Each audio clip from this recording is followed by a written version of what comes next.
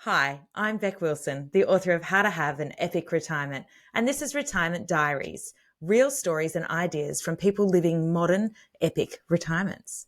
Today, I'm chatting with Liz Heitmeyer, who has just turned 60. Happy birthday, Liz. Thank And you. for her 60th birthday, Liz had a terrific idea. Instead of having a party, she instigated a program, which we're going to ask her to tell you all about today. Liz, the 60 at 60 program, tell us a little bit about it. 60 at 60 program sounds a bit official, but I was racking my brain about what to do to celebrate my 60th birthday. And I did have a party for my husband the year before, and that was fantastic fun. But when I sat down to write the list of all the people who I'd love to come, they were scattered all over Australia. They were hugely busy. They were quite different. And I was thinking about how I could have a party where they might all enjoy themselves. What date could I possibly pick where they would all turn up? And what a shame it was going to be when so many of them couldn't make it. And I really don't know where the inspiration came from, but I just thought, I think instead of me inviting them, I'll get them to invite me. And so what I said to them was they could choose a time and a place and an event and invite me to it. And it could be as big or as little as they liked. And it could be anything from a cup of tea at their house, a walk on the beach that I might join them for, dinner at a restaurant. But I would go to them because now I'm recently retired, I'm footloose and fancy free. And what a great way to see the country and reconnect with people and see them in their own spaces. And so that's what I did. I wrote down Oh, the list. And when I looked, I've called it 60 at 60, but there are actually 63 names. I and love it. so I just called it 60 at 60. And I didn't actually cut anybody. I asked everyone.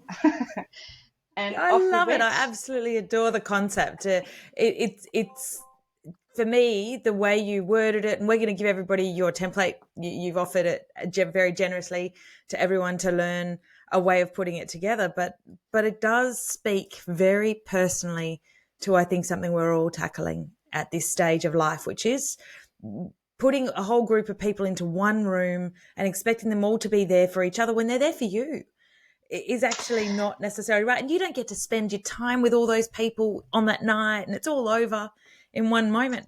You've just nailed it.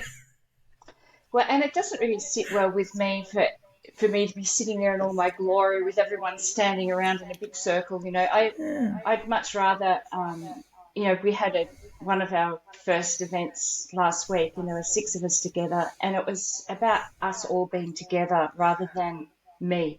I mean, they were Yeah. lovely, made me a birthday cake and things like that, but Yeah. it wasn't. It was about the excitement. So I've found that with every invitation accepted, there's quite a deal of excitement, and people really like the challenge of thinking what to do. But I So also tell us didn't some want it. things you've been invited to.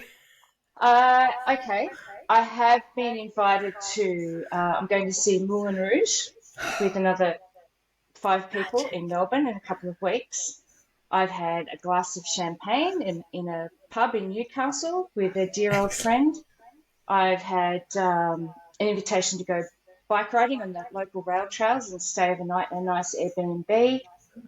I had a Fabulous. dinner last week. Great friends from uni in their newly built Grand Designs kind of glorious shed that they've got up there in the snow gums. Magic. I've got a dance concert coming up this weekend. My friend is a dance teacher, and I'm driving down to Geelong with another friend who's a performer, and we're going to watch the dance concert and have a few drinks.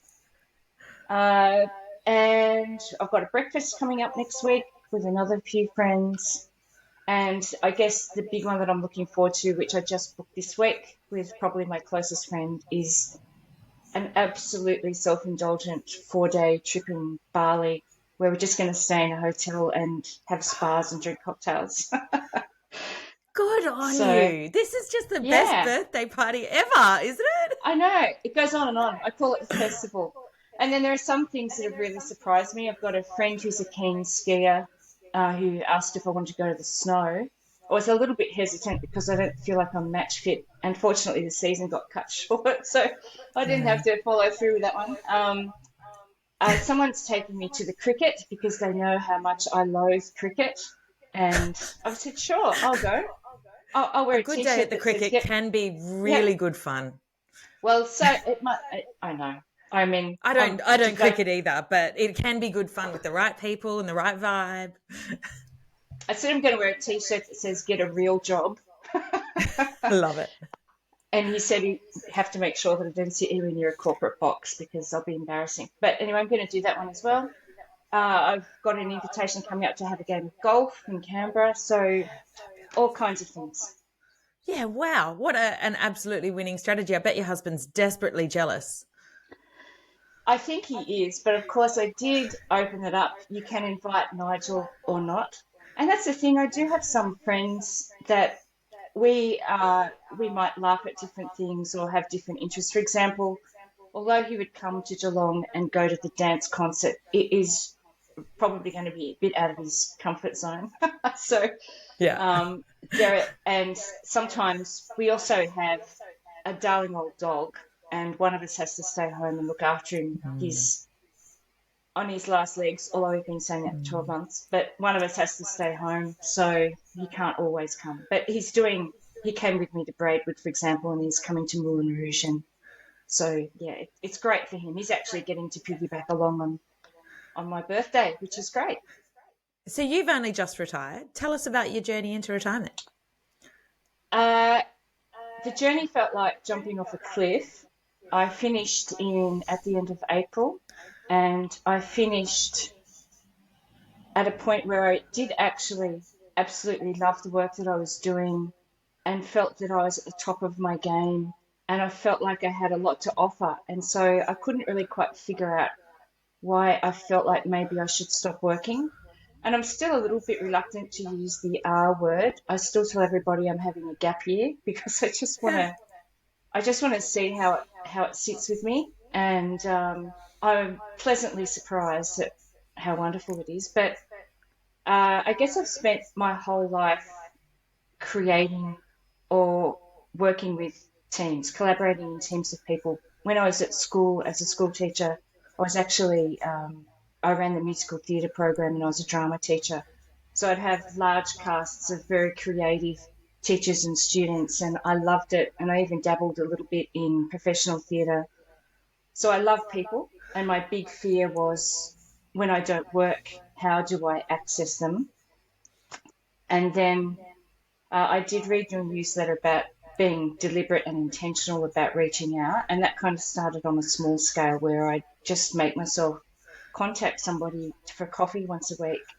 And I have never had a busier social life. Honestly, the days where I'm not actually doing something, I have to take a breath, which is fantastic, and I hope it never changes.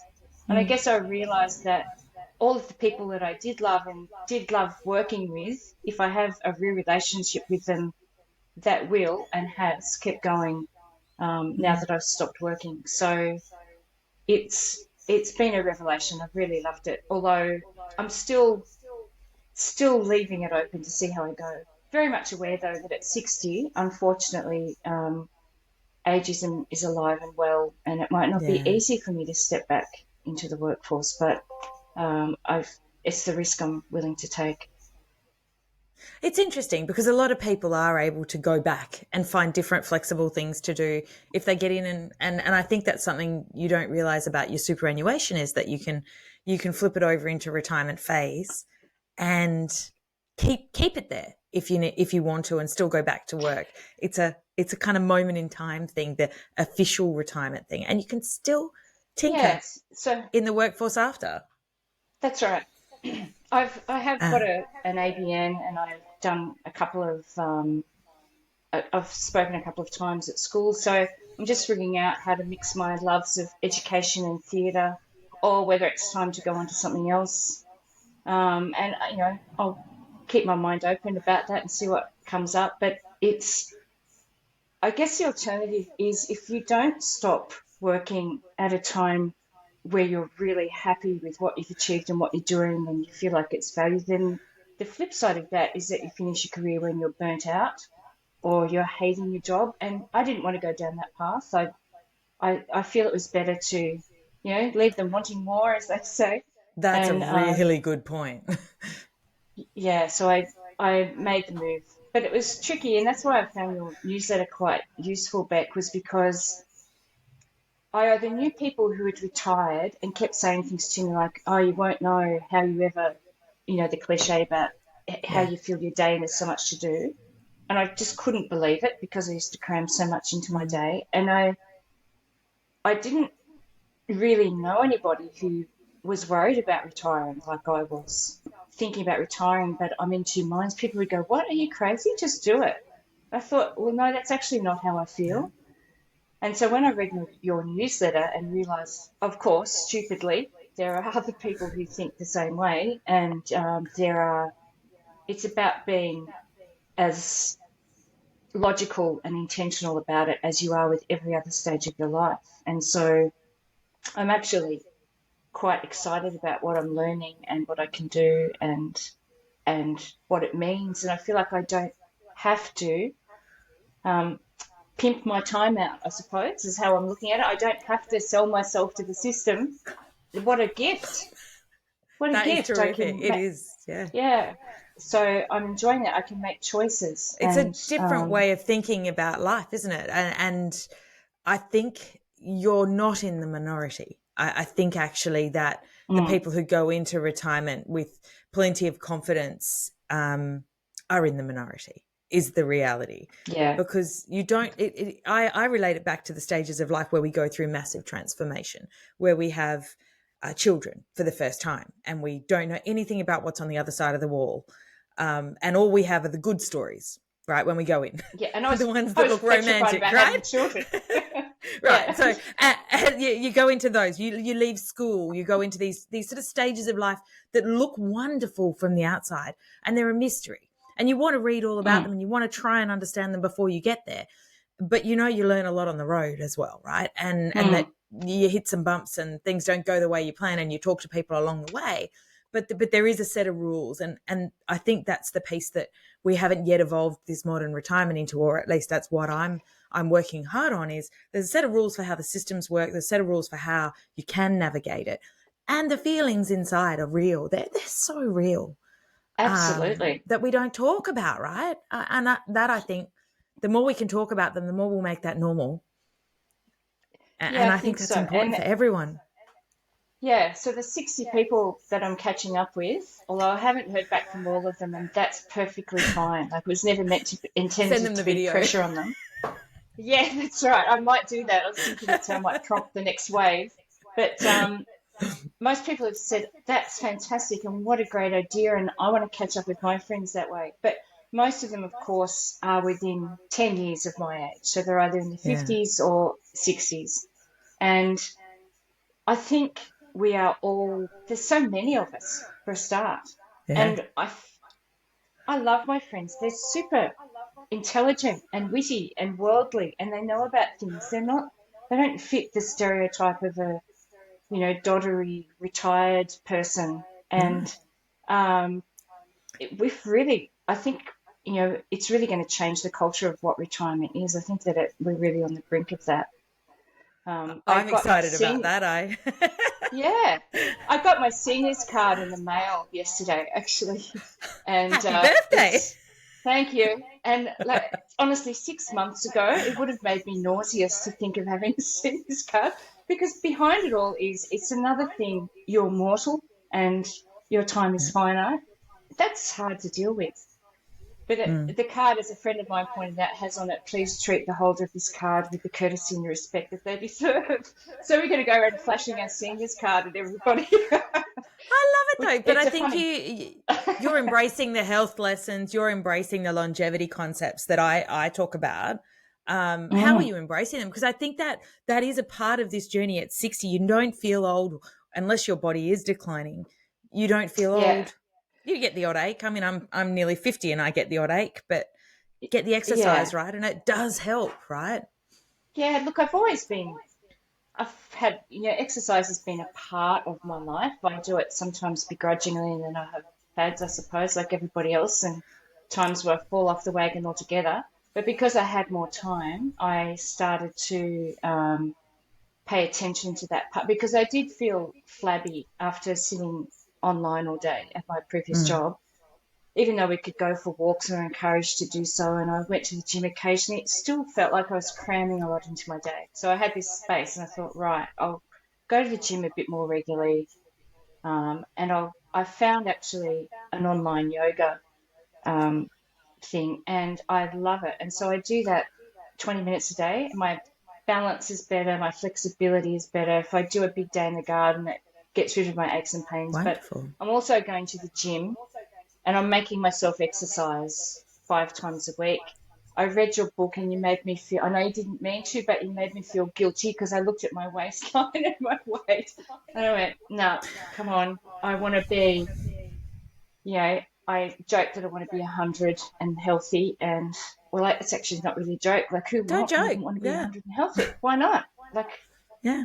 and sometimes people say to me, oh, I don't want to live till I'm 90. And I think, well, why not if you're healthy and you've still got your wits about you? And I know that that's difficult, but it's not impossible. So why wouldn't you try for that? So Well, I I agree, have, and yeah, I think we should yeah. all give it a shot. And I also thought I'd give the 5 to 2 intermittent fasting a go. I saw it in your book and I'd seen it on Instagram and things. And I thought just another diet fad. But then when I read that it had some medical cred, I looked into it a bit more and I thought I'll give it a go. And actually, it's been worked really well for me. So Mm. sure, I'll probably fall off the wagon again, At whatever. least, But you, I'm better. I feel healthier. I feel in at least you know control. where the wagon is, right? That's That's part of falling off the wagon. Is it's that's over right. there. I know how to get back It's on it when not I'm. off in the distance and I'm jogging after it. So it's been really nice to have the luxury to concentrate on that part of my life as well. I'm thrilled I that you could find things in the book that were helping you on the Yeah. journey.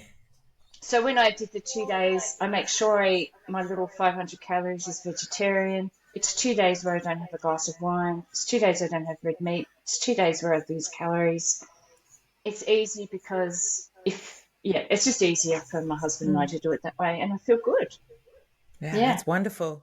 So what have Mm. you learned on this short journey in retirement so far? What can people take away today? I think for me personally, I know not everybody's the same, but my mind is kind of insatiable, and there's just as much to learn about this part of your life as there is about when you go to study, or like you said, or when you have children. Like it's just another set of things to learn about, and it's not as frightening as you think. That it is what you make it. It's a gift. It's a gift. It's it's been great. Don't be frightened of it. Be intentional about it. Embrace your curiosity. If you've lost your curiosity because you've been beaten down in a job that didn't work for you for so many years, try and find it again. Try and find a person or an activity that can stimulate you again. Look after yourself and just be really intentional with connecting with the people that you love, friends and family. And um, that's to me is what life is all about in the end. Oh, I just love it. I'm going to read out your email now, your letter for 60 at 60 for people, because if they find this video, they're going to want to try this project. I'm going to read it Mm-hmm. out because I think for everybody, this is a beautiful email, and I will connect it on my newsletter as well, which I'll put in the notes for the video. But Liz wrote to all her friends and said, "I'm not sure if you find it as difficult to believe as I do, but this year on the 25th of August, I turned 60. I am simultaneously ecstatic, it's much better than the alternative, and disappointed. I feel like I'm getting started, but maybe I'm actually nearly old. And in my panicky search for what it means and what to do for the next few decades, one thing I'm certain of is I have many deep, wonderful connections with spectacular people to thank for this amazing life so far. When I sat down and wrote a list of those who've been truly formative and inspiring and inspired me again and again, what do you know? There were 60 of you, excluding family. If you're reading this, you're part of my DNA. So begins the Festival of Liz's birthday.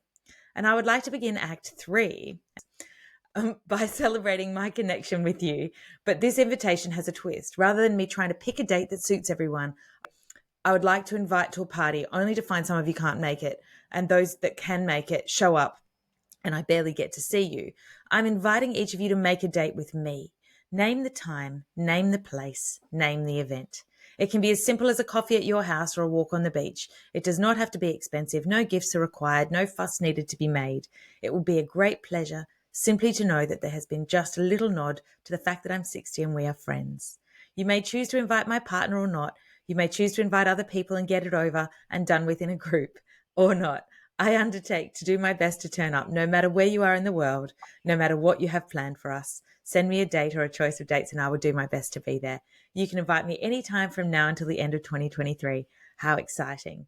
Whatever happens, my beautiful, clever, hilarious, exciting friends, thank you for all the many ways you've made my first 60 years the absolute best. Much love, Liz. I just love it. I just think you've absolutely stole the show. And Liz has a theatre Oh, thank background, you. everybody. Yeah, thank you. And it has got, my friends have loved it too, receiving it. And so that's been nice. Yeah. So we're going to call it the Festival of 60, that everybody should step into and find their own festival. But you have, I hope, inspired a whole country of retirees. I reckon we're going to do with this one. And let's wait till we hear the stories, because let's encourage everybody to write back and tell us what they do in their Festival of 60, and be Just inspired by you today. Imagine the explosion of activity if all the people who turn 60 invite 60 people, and suddenly we've got this massive interconnection of people doing 60th dates all over the country. Look, and if you're not 60, you're 65 and it's an idea for you, or 50, I might do it for my 50th, right? It truly seems like the best thing we can do to be with other people and to reconnect, because I think we do, when we're working, get into habits of only connecting with the people that are inside our habit box. And we don't see all the people that we love all the time. And we get into COVID got us into some bad cycles of not seeing everybody, not getting out as much. And honestly, I want for everybody the social connection part of life in the second half. I think that is the proven health benefit, that people live longer, better quality lives if they have friends and family connections, much longer than if they just have money and stay home, right? We know that scientifically. And I think we know that deep down inside too. Yeah, deep down inside, and you know, even if you've got a bit of introvert in you, it's still wonderful when you actually do get out there and do things like this. And it then starts a cycle where everybody says, we should do this more often. And then you start to do it more often. You do. So, Liz, thank you so much for joining me today. I know everybody will love this. It's been a pleasure. Thanks for asking me, Bec. I'm Bec Wilson, and you've been watching Retirement Diaries. For more information, please visit our website at epicretirement.com.